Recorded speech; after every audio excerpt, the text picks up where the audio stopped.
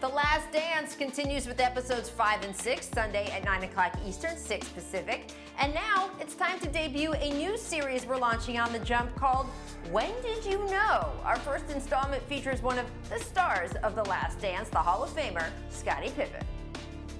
I kind of knew then, like, wow, I'm going to be playing with Michael Jordan. Antonio Scottie Pippen! Great passing!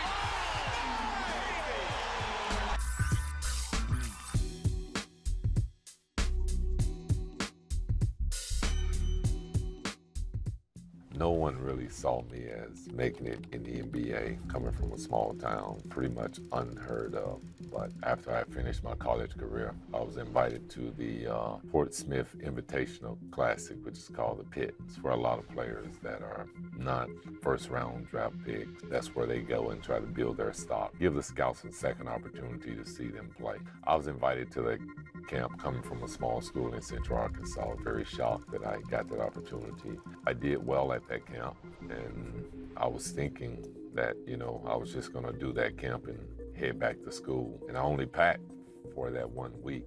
As the camp came to a close, I got a call from Marty Blake.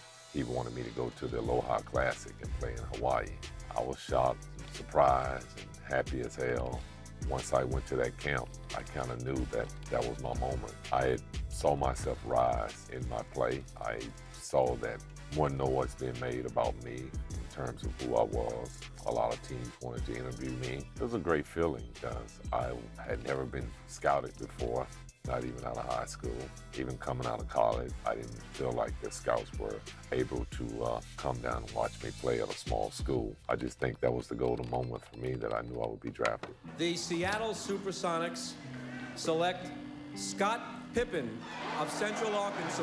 Scott Pippen from the University of Central Arkansas. He's 21 years old, and that's right, folks, you probably have never heard of Scottie Pippen. A lot of people didn't know about you. The NBA scouts did, and the Aloha Classic. You've put Central Arkansas on the map. You have to feel good about that. Yeah, I feel real great. I think I gave the league, I see a lot of publicity about me being selected high into the NBA as I did.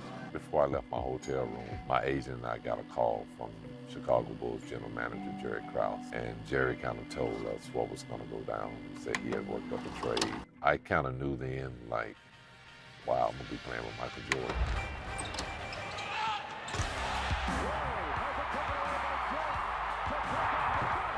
It was challenging. I think the first day I walked in the gym, Michael's first reaction to me was, oh boy, we got another one of these Arkansas guys. Going by Jordan, they've got numbers 3-on-1, Jordan inside. Now to give to Pippen from Jordan, the slam by Pippen, a beautiful play.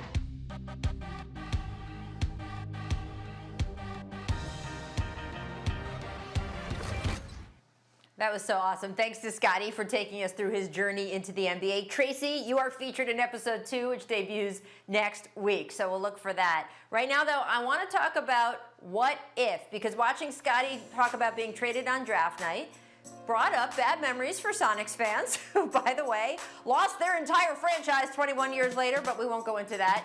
Brian, what if the Sonics didn't trade their number 5 overall pick, who turned out to be Scott Pippen on draft night in 1987? Well, Scottie Pippen wouldn't be Scottie Pippen, because even if he had had a great Hall of Fame career like he did, it was his combination with Michael Jordan that made them historically great. And both of them recognize that, as we see in The Last Dance, and has been talked about in The Last Dance. Maybe one of the worst things that happened to Seattle, one of the best things that could have ever happened to the Bulls and Scottie Pippen. Yeah, I think he still would have been Scottie Pippen. I mean, the guy was extremely talented, considered one of the best all-around players to ever play the game. I would say this, the Seattle SuperSonics wouldn't have gotten swept by the Lakers in the Western Conference Finals. They would have at least won one game. I think Pip would have made a difference.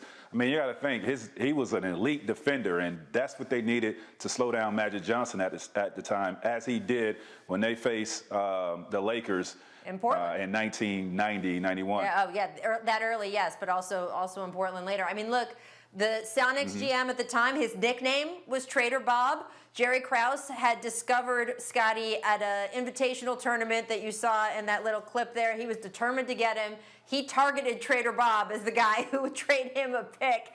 And Trader Bob wanted to get a big man to help compete in the West and figured, oh, this is great. I'm going to get what I want. Jerry Krause is going to get what he wants. It turned out, as usual, the man who really got what he wanted was Michael Jordan. And they turned out to be a pair that we will never forget, that will go down in NBA history. Thanks for watching ESPN on YouTube. For live streaming sports and premium content, subscribe to ESPN+.